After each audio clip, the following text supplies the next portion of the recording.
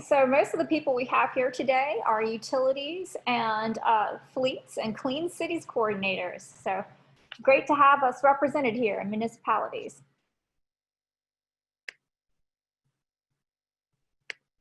All right, so again, welcome to the last webinar in our two-part series on fleet electrification. If you have missed any of our past webinars, we do have a YouTube channel where we're posting all the recordings, and we will share that information with you shortly. So first, we want to take a second to thank our Clean Cities partners. Dallas-Fort Worth Clean Cities, Arkansas Clean Cities, all the Tennessee Clean Cities Coalition, and our Clean Cities publication called Fuels Fix. Thank you very much for helping us all get the word out about this webinar. So before we get started and introducing you to the panelists, I want to take a few minutes to talk about the Clean Cities program. And again, if you've been following us with all our webinars, like I said, you're going to hear it again. So I want to take a few minutes to tell you about our program. Since transportation is such a critical aspect of our nation's energy consumption, the Department of Energy has offices that focus on how transportation relates to the Department of Energy priorities of national security, economic growth, affordability for businesses and consumers, and reliability. And the DOE's Vehicle Technology Office develops transportation technologies that fit within the department's main priorities of improved energy efficiency, increased domestic energy security, reduce operating costs for consumers and businesses, and improve global competitiveness of the US economy. The VTO team includes 5 sub-programs shown here. Most of their efforts are focused on early stage R&D, but our program resides within the Technology Integration Division. Now, each coalition operates independently, but we all focus our activities in these key 4 areas: advanced vehicle technologies, new mobility choices, idle reduction and fuel economy improvements, and alternative and renewable fuels and infrastructure. In Clean Cities Coalitions, we are all fuel neutral and technology neutral. We'll work with stakeholders to identify the right fit for your specific need. And because we are a fuel neutral, you don't have to worry about us trying to push one particular technology onto your fleet or one particular solution if it doesn't fit. We're not going to profit by, pushing one particular fuel over the other. We are here to serve you. Now, speaking of us, there are about 80 of us all over the country. And if there is not a Clean Cities Coalition near you, you can call one, the closest one to you. And you'll be surprised at how eager we are to help you. And if there is an issue or a challenge that we are not able to help you with, we know someone who can help you, and we will put you in touch. So anytime you have a project that you're working on, one of your first calls should be to your local Clean Cities Coalition. At Louisiana Clean Fuels, we believe it's our job to identify and work to remove the barriers that prevent both public and private fleets from adopting alternative fuels and advanced technologies into our fleets. We cover about 57 parishes in the state of Louisiana, and we were founded back in 1997 and received designation as a Clean Cities Coalition in the year 2000. So we are now celebrating our 20th anniversary. The remaining parishes that are not covered by us are covered by the Southeast Louisiana Clean Fuel Partnership. So no matter where you are in the state of Louisiana, you have a Clean Cities Coalition who can help serve you. So we've spent the last few weeks hosting educational sessions that were designed to help utilities prepare for a new kind of customer, fleets. Most natural gas utilities understand how natural gas fleets can be a great revenue source. But for many electric utilities, this is new territory. Imagine, if you will, that you're an electric utility and one of your customers, say UPS, for example, calls to tell you that they have just ordered 10 to 20 medium and heavy duty regional haul electric trucks and that they are taking delivery of these vehicles in just over a year. This scenario is playing out all over the country with announcements of high profile orders and agreements between major fleets and manufacturers. And I'm sure you've all heard the news. Just last week, California announced that by 2035, all new cars and passenger trucks sold in California must be zero-emission vehicles, and operations of medium and heavy-duty vehicles shall be 100% zero-emission by 2045 where feasible. That is going to be forcing a lot of change in our industry. While a utility would require many months or even years to plan for multi-port megawatt charging systems, the same goes for a large or heavy-duty fleet. However, the planning and power requirements for adding a single light or medium-duty vehicle to your fleet is not near as daunting. But if your long-term plans include moving a sizable percentage of your fleet to plug-in vehicles, then you might want to get started planning now. We don't want to scare you off. Adding 1 or 2 vehicles to your fleet is not the same as adding a dozen or more heavy-duty vehicles, but we certainly aren't advocating that you do the opposite and jump in without careful planning. As a Clean Cities coordinator, my job is to help you meet your goals for your fleet, not push a particular technology on you that doesn't fit your goals or needs, which is why we invited you all to join us today. When we finish with this webinar, you should know what questions to ask your dealer, how to engage with your utility and other partners, as well as how telematics data can be used to determine where and how an electric vehicle will fit into your fleet. So we're going to get started here. Our first presenter is Robert Mowat. He is the Transportation Mobility Electrified Lead for HDR. Robert, you're up. Great. Thank you, Ann. I appreciate that. So if we can get my next slide, please. So today we're going to talk about kind of get into this and start planning your fleet transitions. And one of the things we'll really cover here is kind of an overview of the approach and how we look at a fleet transition plan moving forward in that guiding principle from the very beginning to the very end. So we want to get that forward and get those principles to you and start answering any questions that you may have. Next slide, please. Sorry. Yep. So just a little bit about us, HDR. You can see we're engineering firm that's really involved in transportation, facilities. We have a power utility division as well. We do buildings, roads, highways, you name it, we're involved in doing it on the transportation side, including airports, aviations, and ports. We've been around for over 100 years. It's a big company throughout the world, working throughout the world in different locations. But that's who HDR is, and happy to answer that offline, but let's get to the topic of the material, please. So next slide. One of the key things for us really when we start looking at this is people kind of look at it and say, oh, well, I want to get in the electrification business for my fleets. And they look at, oh, okay, what they hear the most in the news, and they say, oh, I hear about chargers and I hear about vehicles. Okay, so I need to buy a charger, I need to buy some vehicles, and I'm in the electrification game. And as we're showing here, it's really a piece of the whole puzzle. It's not really the whole puzzle by any stretch. And so we're going to talk about how you fill in all the other pieces so you get a better picture to that today. Next slide. So really what we want you to look at is really think about the whole picture that you're going to look at, because you're going to look at not only the vehicles and the chargers, but how do you get power to those chargers? How many chargers do you need? Where should those chargers should they go? What are the requirements for my facility? What's the impact on construction, infrastructure?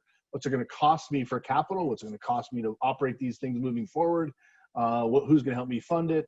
What's the best way for me to charge? What's the best way to work with my utility? What's the best way to work with my OEM or my EVSE infrastructure provider?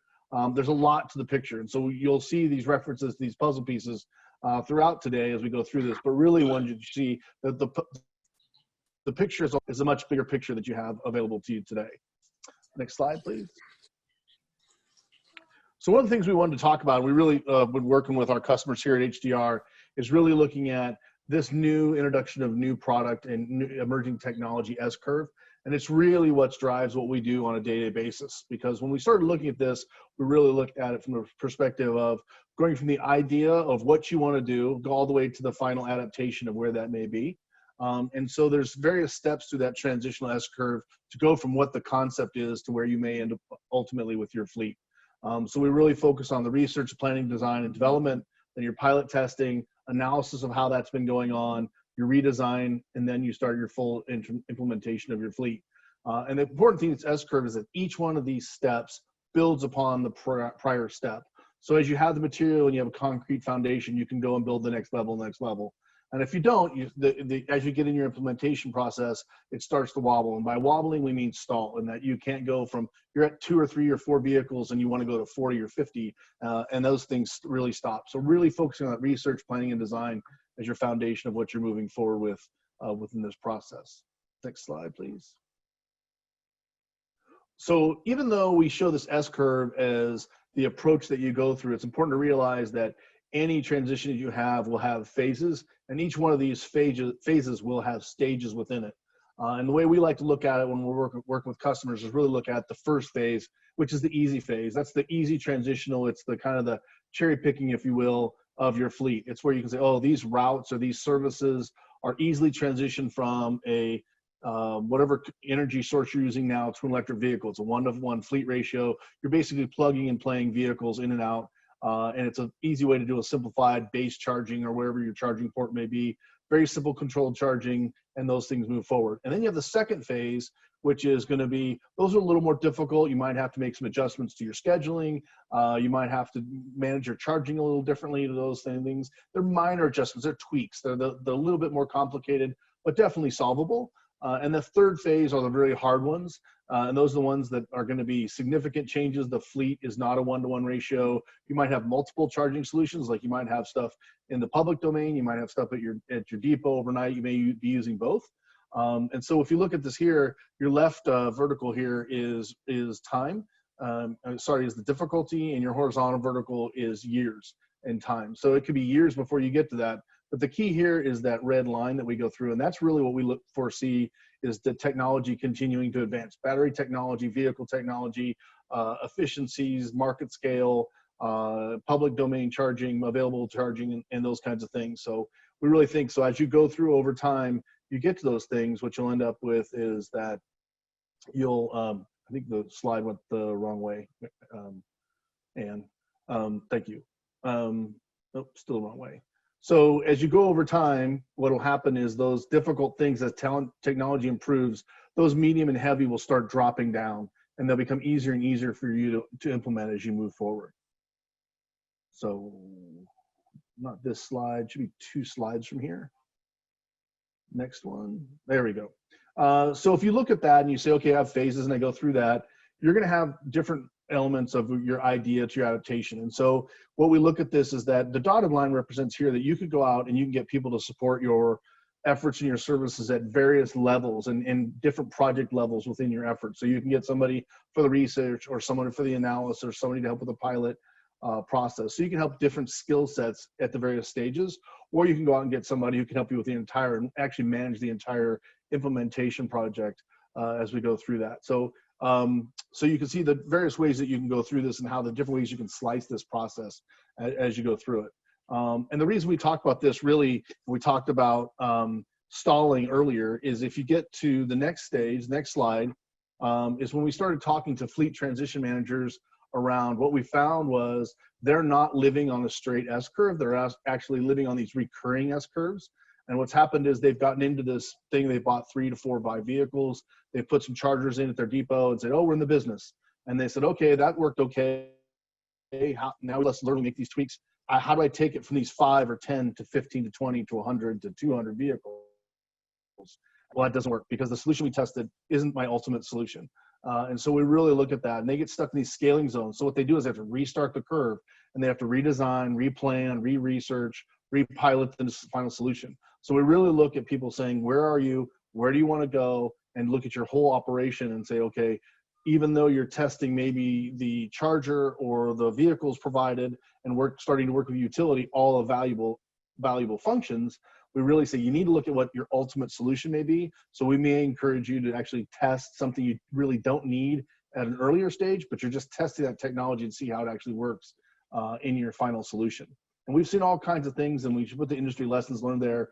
We've had customers who have engaged us late in the process that have bought chargers, they've installed them at the wrong place, they bought the wrong charger, they've bought chargers and there's no power or not enough power available to get that. And it's going to take them a year to get that kind of power. And now they have chargers and vehicles sitting there waiting for power. We've seen buses that don't fit in garages because of heights and doors. There's been a whole slew of experiences we've seen from people going, oh, it's this. I buy the 2 pieces of the puzzle, and that's just not the whole picture as you go forward. So we're trying to really make sure that people avoid that scaling zone as they move forward through that. So the next slide.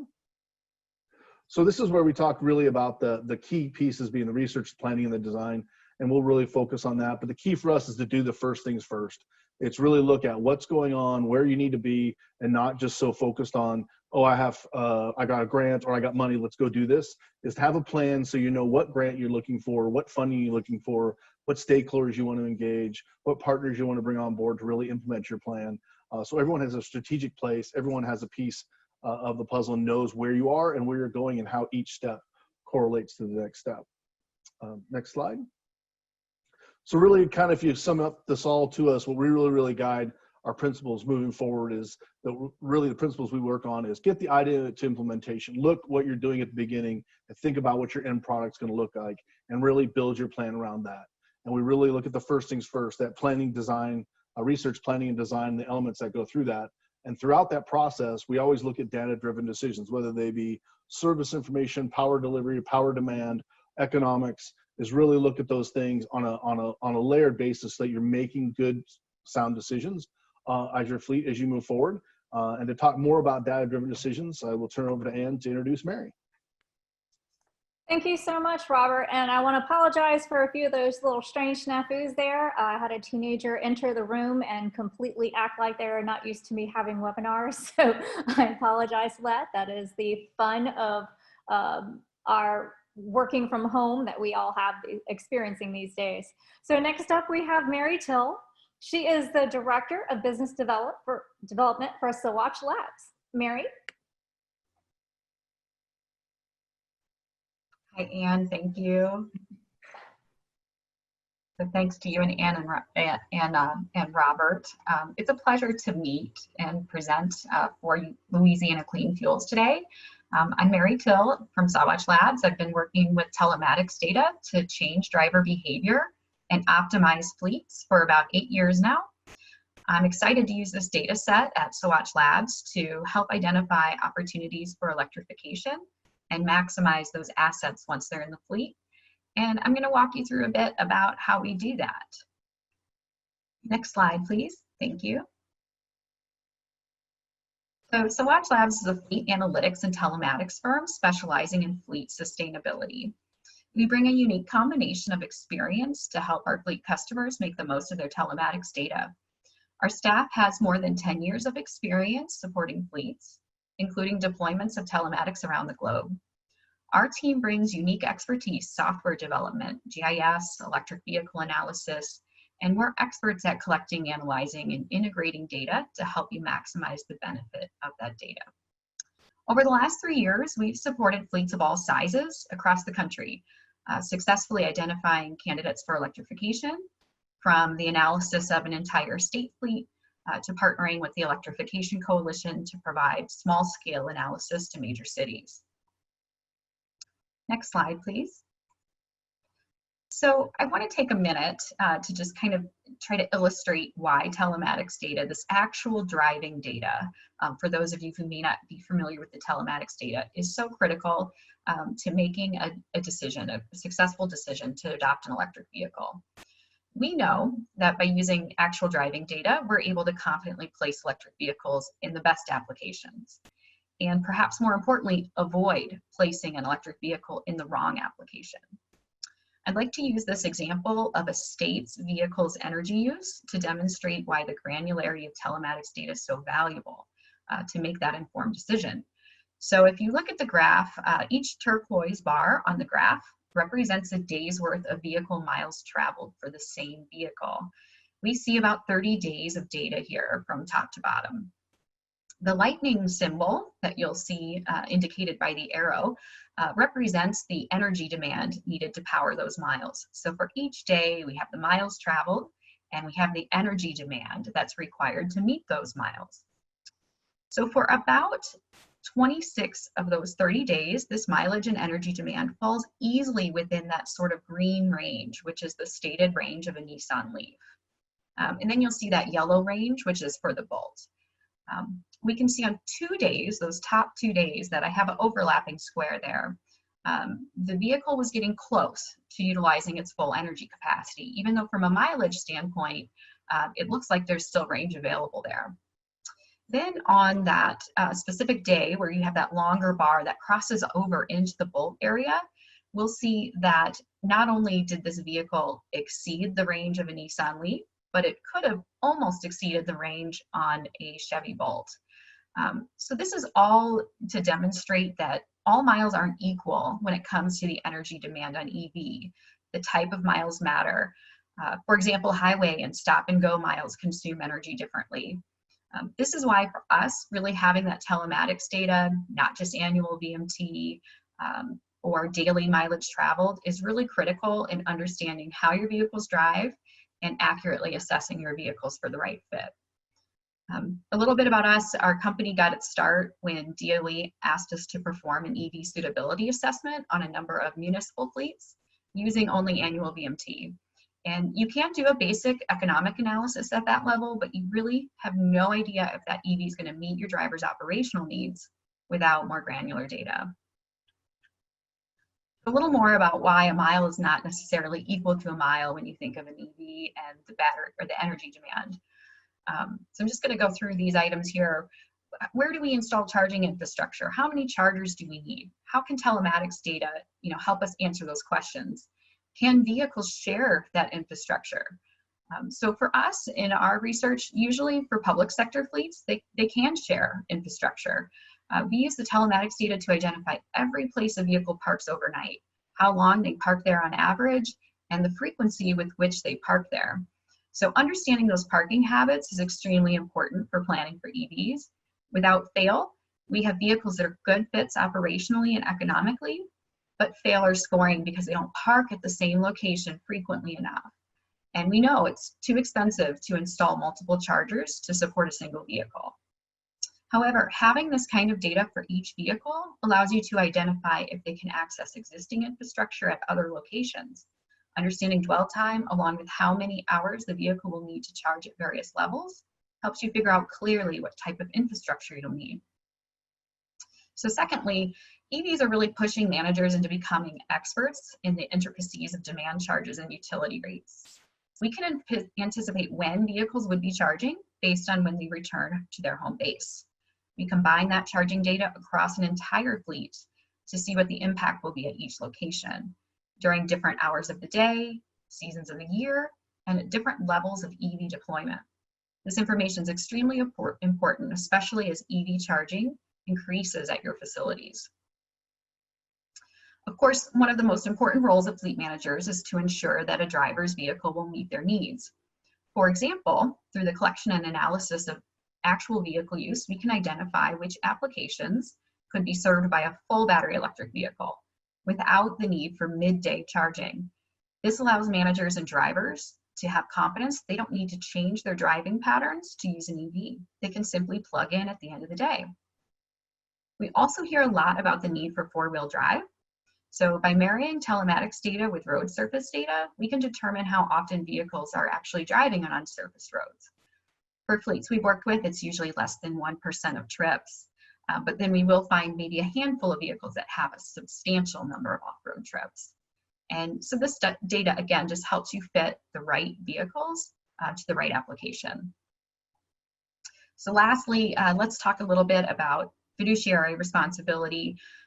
When considering EV adoption, this data is helpful to understand shifts in capital and operational expenditures.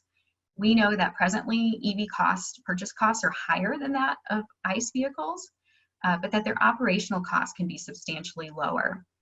By using localized inputs for items like acquisition costs, fuel and energy costs, and vehicle lifespans, one can show that replacing a vehicle with an EV instead of an ICE can be a financially sound decision. An interesting question we get sometimes through our work is whether or not we see a difference in insurance cost for ICE versus EVs, and to date, every fleet we work with has claimed the same insurance cost for both types of vehicles. We also can do sensitivity analysis for our fleets, and I think that's becoming kind of increasingly important with a little bit of uncertainty in fleet operations. So for example, if we're talking about an 8-year lifespan on vehicles, there's many other variables that could change. Some of the primary ones that we see have a large impact on the total TCO, total cost of ownership, would be vehicle purchase price and gas prices. Even if we play with the electricity price, we feel like they're fairly stable, and even a drastic change there has had minimal impact on the overall total cost of ownership when looking at individual demand. We've also recently done a sensitivity analysis using vehicle EV model availability. So particularly if I think of a state or local government, they may only be authorized to purchase vehicles off of the state bid, or sometimes that's a local dealership. And so what does it mean if we limit ourselves to just those EV options versus opening up to everything that's available on the market today? That can be very helpful, I think, in creating realistic policy based on what's available, and encouraging OEMs to add more vehicles to procurement avenues like a state bid. Next slide, please, Anne. Thank you. So how do we use the telematics data to answer all those questions from the previous slide? If a fleet has an existing data set, we're able to simply ingest that data programmatically. We work with any telematics data, virtually any. All the major providers here we have worked with on multiple projects, and we're set up to just grab that data programmatically and run it through our algorithms. In the event that a fleet would like this kind of detailed analysis and they don't have telematics, we are also positioned to provide telematics devices to collect that data. In this instance, we do look at a 90-day minimum data collection. If that historic data is available, we will use up to 12 months, again, capturing any kind of seasonality that the fleet may have. So the data is then added to our application, and we use our unique scoring method to determine if a vehicle's duties could be served by an EV. The overall score is the most telling score. It's a composite score that's based on more than 170 attributes, which are calculated from tens of thousands of data points per vehicle. A vehicle must achieve an overall score of 85 or greater to be recommended as a replacement for an EV. Our confidence score is a simple score. That's letting us know that we've got that minimum 90 days of data so that we can make a confident procurement decision. One of the state fleet analysis that we just did recently, we had an average of 348 days worth of data on each vehicle for which we provided a score. The energy score is used to determine if a vehicle would require midday charging. And if so, how often? Is that every day? Is it once a week? Is it once a month, or is it rarely? For economics, will we spend more, break even, or realize savings over the lifetime of the vehicle? And for parking, does the vehicle park with regularity so that if charging infrastructure is viable at the location, or the vehicle can, there's charging infrastructure already available, it will have that reliability to charge each night. So I want to talk just a little bit deeper about the charging infrastructure. Next slide, please. So if we look here at the parking behavior, this is an example of a behavior for a single vehicle.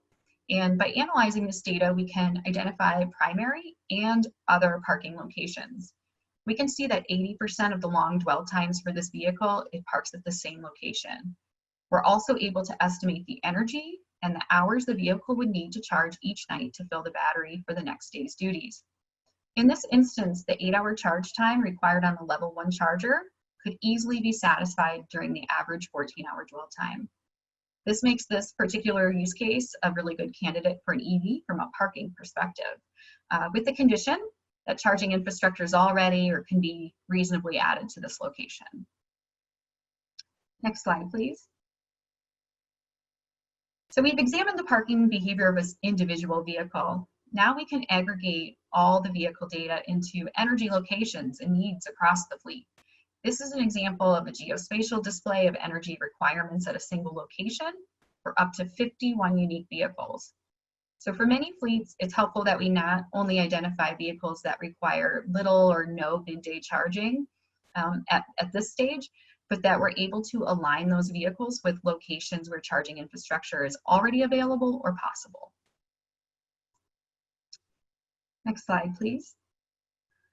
Okay, so I just want to give you a teaser. I know probably some of you are just getting started or you're getting information about how to get started with electrification, but I want to give you just a minute to kind of think about how does telematics data continue to support a changing fleet as you bring on electric vehicles. So this slide really represents why monitoring electric vehicles with telematics is so critical. You can use these devices now to monitor the state of charge on those vehicles, battery electric and plug-in hybrid. And that can tell us a number of things. You know, we found through our analysis that some of the plug-in hybrids that were brought on maybe in early adoption of EVs, you know, Robert pointed out a few things. Maybe there wasn't charging infrastructure available. So is your plug-in hybrid actually achieving electric miles? Because there's not charging infrastructure, because of driver behavior change is needed. What are the reasons why we're not getting more electric miles on those plug-in hybrids? So in this case, you can see in the graph that we were following this vehicle April through January. In September, we had about a 10% average plug-in rate, little below. Once we notified and just provided that simple feedback as to what we found to the fleet manager, and they just verbally, you know, shared that with their drivers, we saw a big increase in the charging behavior. And we know that there are automated feedback loops that are actually now available through telematics to send notifications for state of charge and really change that behavior to maximize electric miles. And then I just want you to think, like, on the flip side, if we look at a full battery electric vehicle, if we don't see that state of charge dropping below, say, 70 or 80%, then this may indicate that we're not, again, maximizing use of that vehicle.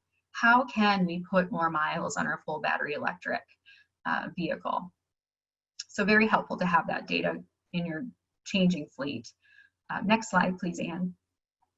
Thank you.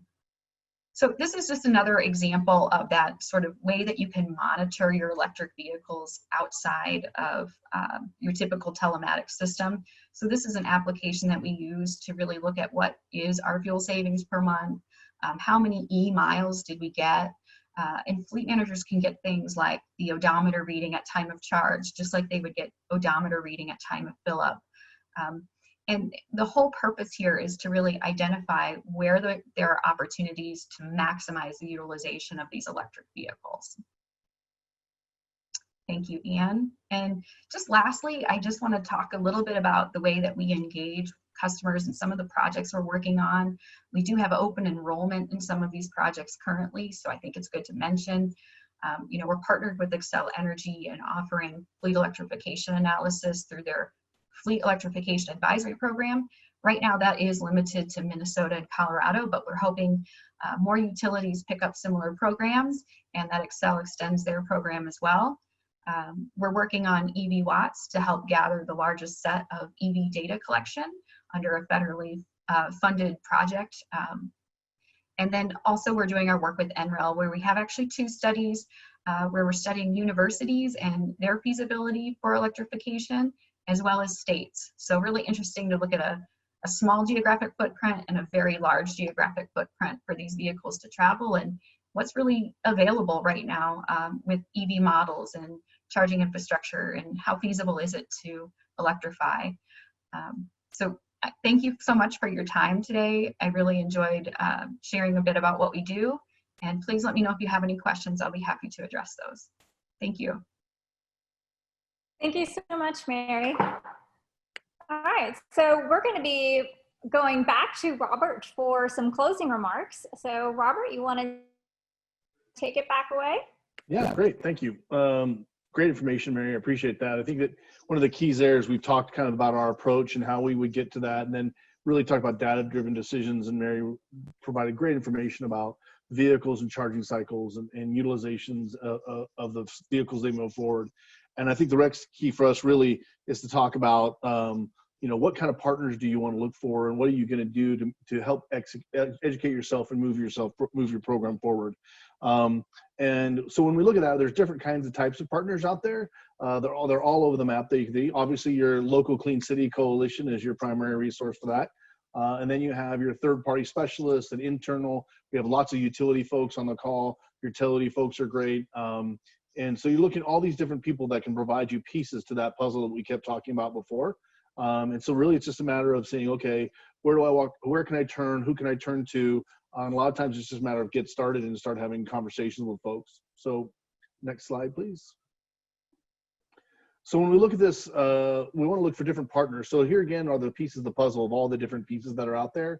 And then you start lining those things up with, okay, if I get those 8 or 9 people or potential partner groups that I have, and now what kind of services do I need to look at to answer the pieces to the puzzle that we're looking at there. So there's roadmap planning, which is really someone coming in and looking at your whole operation, kind of like Sawatch did, and doing an analysis of what your fleet's going to need and how those may come up with, building up what your power demand will be and those kinds of things to coordinate with your utilities. It's figuring out your facilities and what needs to be done there to improve and support your EVSE. It's stakeholder communications. It's getting out to your partners in your local community to gather support if you need to do that, or work even maybe that may even be internal stakeholders that you need to engage and move forward with that. Looking at funding sources, both external and internal. Those could be governmental support, they can be municipal support. It can also be third party or projects with different partnerships on the private side to make those things happen. Working with your utility, it says negotiations, so it's really more of a facilitation and navigation through that. It's working with that, and we'll talk about an example of that as we move forward. And then just look at your planning, look at all the EVSEs that are on the market, both what's available on the charging side, what's available on the vehicle side, what's here now, what's the trend, where's it going, what's coming available in the future.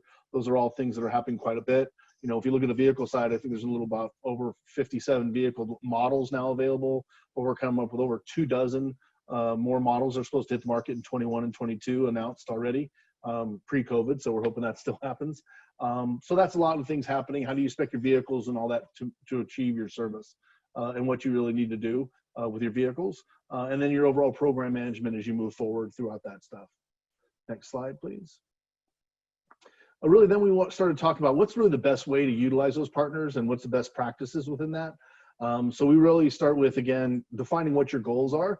So if you know what you want, that's one of those real key things of here's what I want to do. And you may not know how to get there, but you definitely know what you want to achieve. And those goals can be financial, those goals can be environmental or sustainability goals. They could be just being good corporate citizens. Whatever your goal is to achieve, that's really an important thing. That you have that, then you can start gathering your data of what your fleet looks like, how many miles do you go, even if it's your current fuel source, just have that kind of information available to you. What do you have, what power is available at your current facility, and then talking to your peer groups, other people in your industry or outside your industry who've started looking at adaptation, or people who've already started adapting and getting best practices.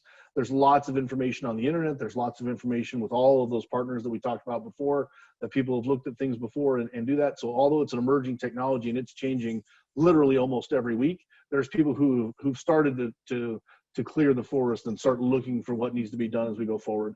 And looking at future trends as we go for that. But the key there for us really is start the conversation, engage your partner, start building your network now of what you may need as you go forward. Next slide, please. So what we talk about here is getting this started is a lot of people will say, well, I'd like to talk to my utility, for example, but I really don't know what to say. I don't know what even I'm supposed to ask yet. I'm trying to figure that out. Well, a lot of times it's an introduction, is to figure out what's going on, you know. And so when we kind of have this dynamic here, the utility on the side, if very simplified for this conversation, is really they might be talking about how much your peak power demands would be for your fleet. You know, when are you going to be drawing your power? How much power are you going to be using overall? And where are your vehicles going to be when they're doing their charging? And on your side, you're trying to figure out, well, I don't know. I need to know how much power. I don't know when I'm going to deliver my power. How do I get power to my vehicles? How much is this going to cost me? What are the rates that are up to me? What do I have demand charge? What is a demand charge? And who pays for what, meaning bringing the power to my facility and then the power to my vehicles. Am I covering that cost? Do you cover that cost? What are my roles and obligations? So there's lots of hidden things of your agenda to solve in your puzzle, but you never really know until you start engaging your utility and start saying, hey, I have this, and here are my concerns. And they'll say, well, you should really think about this. Here's our experience. Well, I've heard about this in another city, what they're doing. And so that's really start that conversation early, and that leads to new discussions as you move forward. And the next slide really refers to like that conversation continuing to be successful and continue to happen. So now as you have that education, you learn what the rate structures are. You can do analysis of what it costs to do things, who's going to pay for what. You can then go out and get the data you need or your partner need, like Sawatch was talking, to model your service and say, okay, this is how much power my fleet's going to need, and here's when I'm going to draw, and here's where the location I'm going to do it at. And then then your utility can say, oh, okay, that makes sense. That fits what our demands are, or I don't have power available to you, and you don't have a situation where you do this. They said, oh, well, I'd like to give you a new rate, but it takes me several years to go through my PUC to get my rates approved. Well, you want to start that now, not when your vehicles show up. Or you can have a situation where it's like, well, my vehicles are going to be here. but I don't know power available to me, and it's going to take me, I got to put a substation in, and that's going to take me a couple years, and transformers and all the other things that you can do to actually deliver the power. So having those kind of discussions now really leads up to where you're going. So you're not going forward, stepping back. I mean, there's nothing worse than buying vehicles and chargers and having them sitting there unused and explaining to your boss and others why you did that and how you got to where you are. So it's the key. The real key here is we're saying is to be successful, start the conversation early, reach out to peers, get involved, and start that conversation and continue to have conversations. Don't just have one and drop it. You have to just keep going back and really utilize these people as your peer group as you go forward. Next slide, please. So really kind of wrapping all this up for you today, kind of put a bundle so you get to Q&A and get to questions, is really what we look at is taking you from that idea all the way to your operations and looking at it from that planning, research, and design, pilot analysis design, and getting to operations, and to really taking the most direct route that you can on that S curve and avoiding any of those drips or valleys or that scaling trap. Because really in that trap where you're starting and restarting, all you're really doing is you're wasting your time, you're wasting money, you're going to have employee morale issues because they're like, oh, we're supposed to be on this project, I've been working on it for so long, not really moving anywhere. You have political cloud or political relations or strategic requirements or executive decrees that you're trying to meet moving forward with your projects. So it's really about taking it, doing the research, planning, and designing, and leading yourself forward on a strategic approach to get to where you want to go and achieve the goals that you set out at the very beginning. And with that, I turn it back over to you, Anne. All right, thank you so much. So I'm going to relaunch the poll since we have almost everyone else here. And so that everyone's going to have to participate in it again. There are a couple of people who are not able to participate last time. So let's go ahead and relaunch. All right, so now we are in our Q&A. So y'all can be working on the poll while we get started and checking out the questions. Please enter your questions in the Q&A box, not in the chat, so that we can make sure we get to them all. All right, so first, open questions. This one's from Mary.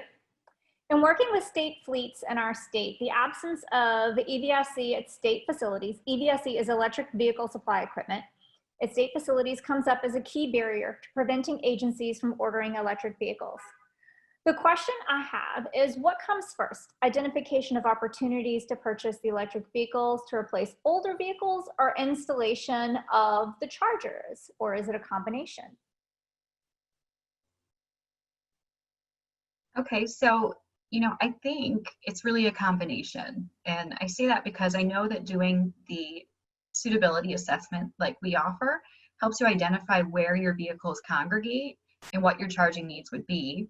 And you know those locations specifically, right? And I've heard this from other state fleets that we've identified that it's not state-owned property necessarily, and we hadn't really thought about, or state fleet-owned property, we hadn't really thought about how to get other departments and buy-in under our policy to plan that infrastructure. So I would even argue that if you can get in early on kind of what your policy might look like, your ZEV policy might look like, trying to find a way to encourage cross-departmental participation for things like acquiring facilities where that charging infrastructure makes sense based on your current operations. So I would try to approach it as a combo approach. I hope that's helpful. Please let me know if you would like me to elaborate there. That sounds good. Okay, we have another question that just popped in. Is there any method or rule of thumb to determine the remaining useful life of a used electric vehicle battery? That could be for either one of you.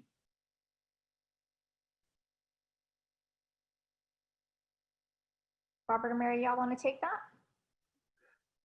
Yeah, I'll start a little bit. I'm not really sure I have a rule of thumb to give to you that I would give to you that I would expect you to use and use well. I can just tell you that I know that the useful life of batteries on vehicles is driven by the life cycle of the vehicle and the amount of charging that you're going to use it and how it's scheduled.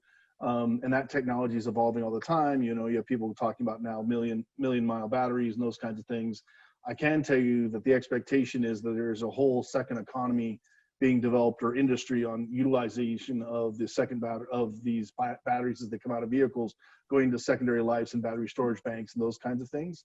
And so there's a lot of that. I would probably turn to someone like the Department of Energy to see who's done a lot of research on those batteries to see if there's a rule of thumb. It's a really good question. But for me, I would say that I know the battery life, as far as the life of the vehicle, for most parts, so light duties will last. And I know that on the heavy duty side, they're about 6 to 7 years is the expectation for the heavy duty before they start being degradation kicks in. But there is a secondary industry that's being built to utilize these vehicles and partnerships for utilizing the second thing, and then the breakdown and harvesting of chemicals and so forth, so they don't go into landfills and be churned back into batteries in new formats. Awesome, thank you. Do we have any more questions from the audience? Remember, if you've put them in the chat, please instead take and put them into the Q&A.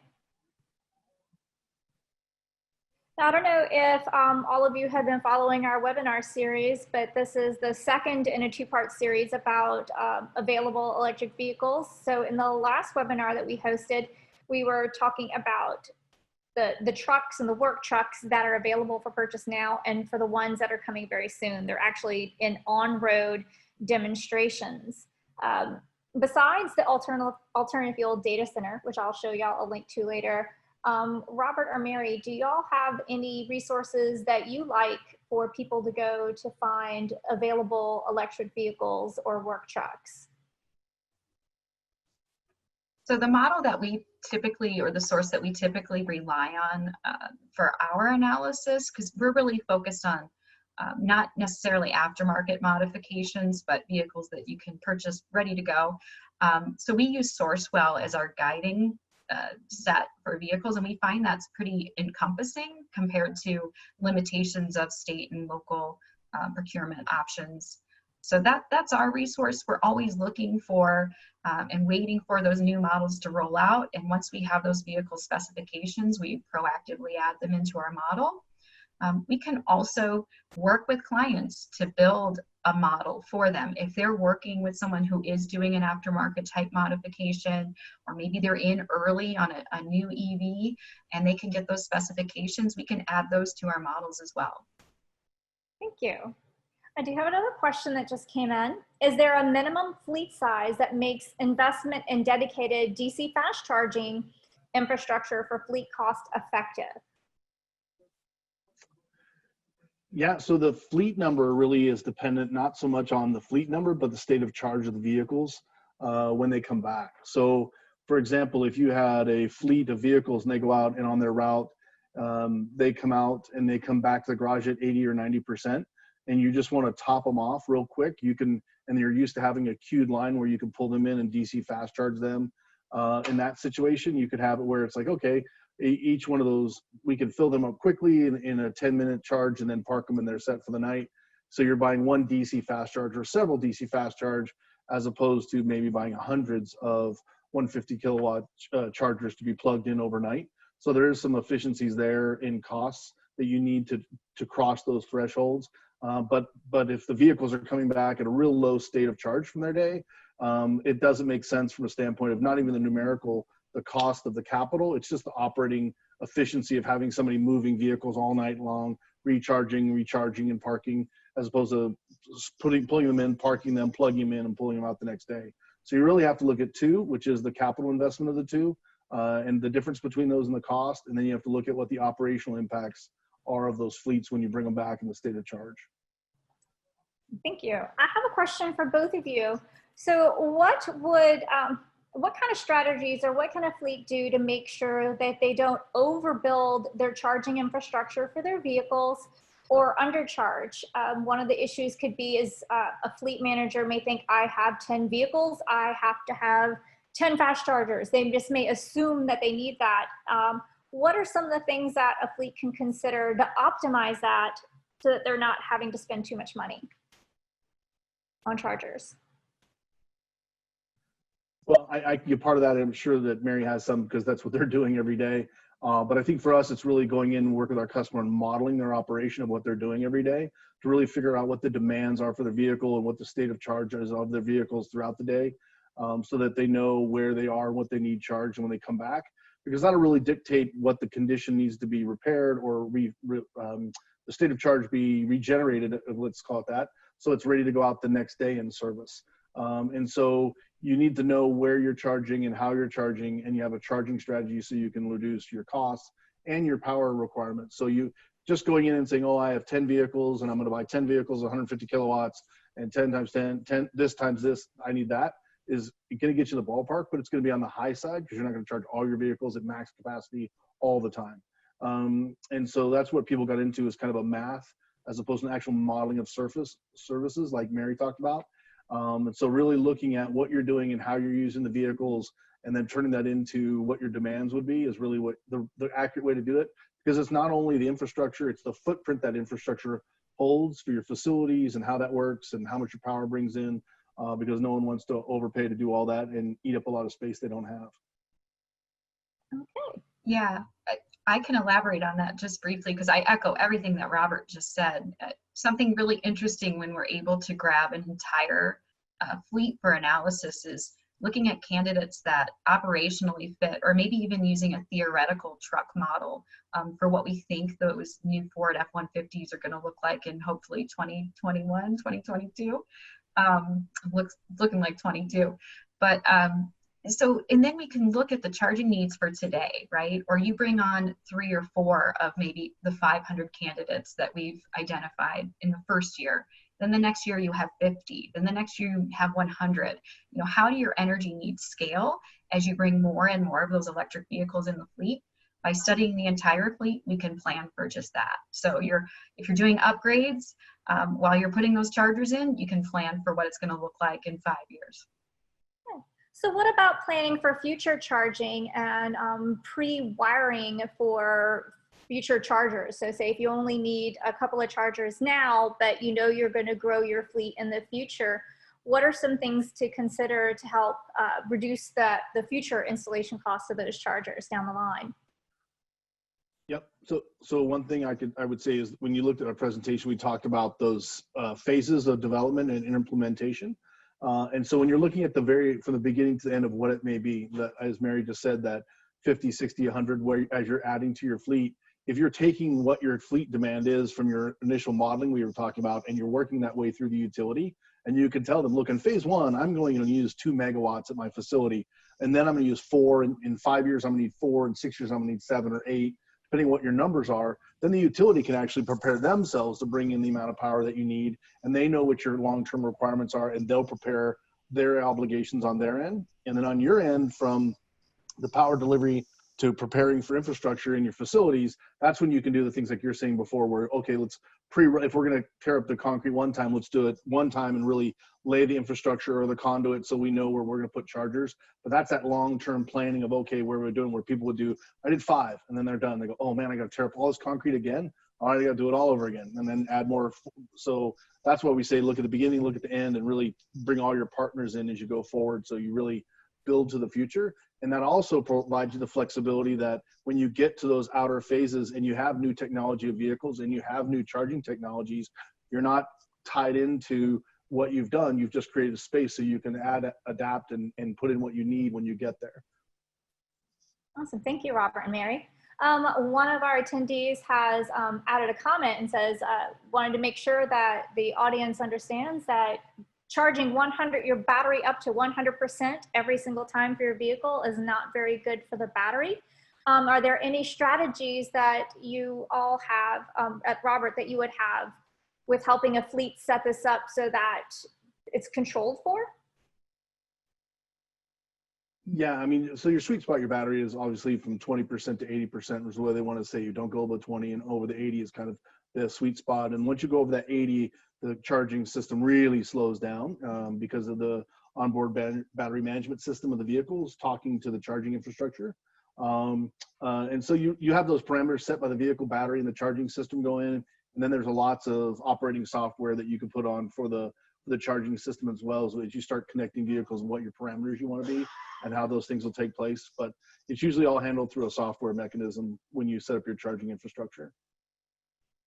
All right, I think that is all the questions we have, and I'm going to end the poll. We had 24 of the people answered, so we're going to share the results and see if it changed any from last time.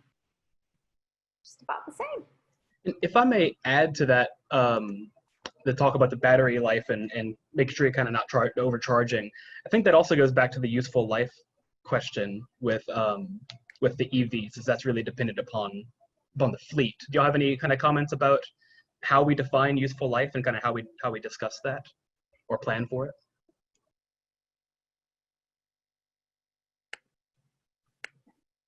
Well, yeah, I mean, what you're going to end up for is you're going to end up with, that's going to be part of your ongoing maintenance of your program of your vehicles and part of your fleet management plan, because you're going to end up with, you know, it's kind of like your own car that you have now, whatever car you may have. There are certain requirements and expectations of the vehicle owner in operation and how that will maintain the life of the vehicle and how it survives.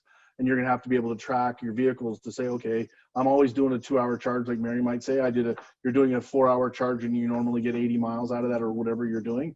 And now you're going to have to turn around and go, okay, now that same charge, I'm only getting 50 or 60 miles. And that's where you're seeing that degradation in miles and usage. So there is a large education piece to make sure that your operators of your vehicles are performing, because other than environmental conditions, it is the operator and how they handle their vehicle and how they drive their vehicle that impacts the useful life of the battery, as well as the charging. So that's part of the piece for that puzzle. But a lot of that comes down to fleet management. Go ahead, Mary. I'll just comment that I see we're at time. I apologize. You know, that I think we're going to see more and more talk of this eco-safe driving score coming out, and part of the reason there's motivation there is you know, making sure we're maximizing that battery life. And as the data set grows, like we're working through collecting some of that data for the federal funded project right now through EV Watts, I think we're going to get more and more valuable information on what the real impacts of temperatures are and what did this look like in these different types of batteries. So for whatever that's worth, with my 2 cents there. Thank you, Mary. We did have another question come in. So for fleets that are operating in multiple areas, how can they coordinate their requirements when working with multiple utilities? I'm guessing Robert will want to talk about this as well, but I'm seeing just more and more interest from utilities and really helping fleets, you know, electrify not just residents, but fleets. And I'm seeing a real sort of cooperative approach coming out of utilities. We have a project right now where we are concurrently running a suitability assessment under 2 different utilities. So if you do have a split territory, reach out to both. And maybe one has a program and the other doesn't have a program listed, but with the discussion with them, they might be able to mirror that exact same project, give you a holistic look at your energy needs across you know, different utility lines. Yeah, I agree. I mean, the 2 ways I would handle that is that communicate with both. My utility people will tell me to not speak on behalf of utilities, so I won't. But I think the more involved we are seeing the same thing. Utilities see the value of working with fleets. And the other part is, I'm sure, as Mary does and we do when we model with our customers, we're able to determine where charging would take place by garage or by depot. So you're actually able to go to each one and say, okay, my fleet in this area, when I charge overnight, will draw this much power for this utility, and over here's how much I'll draw for that utility. So we're able to kind of, even though the fleet might cover multiple jurisdictions, which we have pretty common happen to us, we're able to split that out so we can talk to with specifics to each utility. Thank you, Robert. Thank you, Mary. So Mary, this question is for you. Please elaborate on the installation of the GPS device for an EV unit. I believe they're asking about your Easy EV. Yeah, great. So, you know, GPS devices, telematics devices have been used by fleets for years, but I think generally we don't see fleet-wide adoption yet. But as these systems have developed, in my view, these technologies have developed, they're really working towards a single solution. So there are providers out there now that can cover everything from your forklift to your electric vehicle, heavy vehicle, your sedans. And most of these that are going to provide, or really all of these that are going to provide information like your state of charge, are either going to be installed right into the OBD port or JBus port of these vehicles. These telematics providers work to reverse engineer the data coming across the OBD2 stream. This has proved more challenging on EVs because when the OBD2 port was made standard in '96, those protocols, it was not intended for an electric vehicle. But there are successful telematics companies doing that today. They're growing on it every day. So if you can read that onboard computer, that's one way to do it. There are emerging options that I think are really exciting for fleets, where some telematics companies are able to tap into the OEM system. So, you know, we all know that there are some manufacturers out there that have First Alert or some kind of GPS tracking device in the vehicle already. And now they are opening those up and allowing telematics companies to tap into their vehicles that way and acquire that information. So in both instances, they're working, taking that data directly from the vehicle. Really cool thing about doing telematics to get your charging data is that you're not just, you're getting your vehicle side data. So even if it's an unconnected or AKA dumb charger, you're really able to see that charging event take place, how much energy was taken. You can even determine what type of charger, 1, 2, fast charger, based on the telematics data. So I hope that's helpful. If you want any more technical information about specifically how to mechanically install a device, I'd be happy to provide that offline as well. Awesome. And thank you. Mary, you're the Easy EV when someone does not have telematics in their vehicle. How does that work? Yeah, so we really prefer that because we love the data and the analysis, right? That's core of what we like to do. And so in those instances, we create a user account in their existing telematics platform. So you have this data coming in, you have a user access account where you go and get your fueling data and your charging data and all of those things. We just tap right into that account and programmatically pull that data. There are instances where we do have to get data transferred in different ways for a few of the fringe telematics providers, but typically it's pretty painless for a fleet.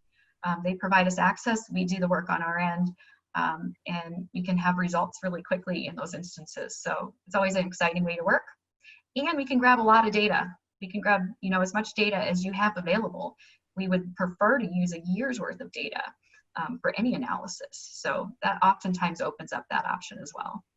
And finally, what about privacy concerns for that telematics data? Yes, and it's a common question. And I do know that there are some areas in the country where there is still a lot of concerns that that information becomes public record. And they're not sure how telematics data falls into that public record. It may not be clear, but generally speaking, it's secure. The provider that we work with mostly provides services to the Department of Homeland Security and many high-level governments. They process that data through servers only located in North America. They have very stringent practices and proactive security measures. And in addition to that, the organization itself really limits who is a user in their system and at what level are they able to view that data. We have done analysis where the only possible exposure we would have to personal information is looking at those dwell locations, and we can even scrub that. So for fleets that want this kind of analysis, but they don't want their drivers' data exposed, that is something we can compartmentalize. Thank you so much. All right, I see that there are no more questions here. So we just wanted to reiterate that if you're wanting to look to see what vehicles are available, whether they're electric, natural gas, propane, you can go to the Alternative Fuels Data Center and do the vehicle search, and you can find vehicles that are on the market now. Now, this does not include vehicles that are in pilot project or that are coming soon. This is something that is available right now, so which we find it's a great resource for fleets.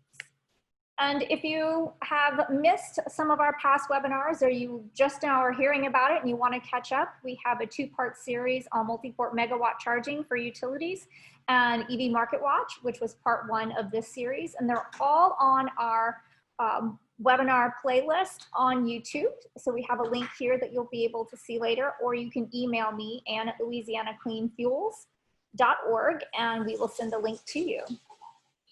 And I want to thank my Clean Cities partners again, Dallas-Fort Worth, Fuels Fix, Tennessee Coalition, and the Arkansas Clean Cities Coalition. And there is a teenager that is going to get talked to afterwards. He keeps coming through here. Excuse me, at least he didn't burp this time. I apologize for that. But you know, it's either a pet or something these days. And again, thank you all so much for joining us. And I look forward to seeing you all at our next webinar Wednesday in a few weeks. Thank you so much, everyone. And this concludes our webinar.